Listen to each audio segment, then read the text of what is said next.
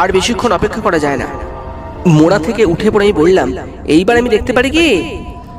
খাট থেকে আওয়াজ এলো, দেখুন।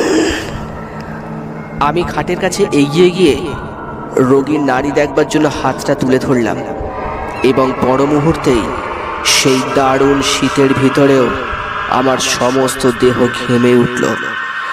সে হাত বরফের মতো ঠান্ডা। রোগী মৃত। শুধু মৃত হলে এতখানি আতঙ্কের আমার বোধহয় কারণ থাকতো না, কিন্তু ব্যাপার যে আলাদা।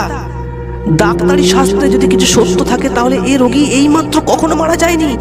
তার মৃত্যু হয়েছে অনেক আগে, কয়েক ঘন্টা আগে। সমস্ত দেহ তার কঠিন। উন্মাদের মতো আমি আরো খানিকক্ষণ পরীক্ষা করলাম। না, ভুল আমার হতেই পারে না। কিন্তু তাহলে এ ব্যাপারের অর্থ?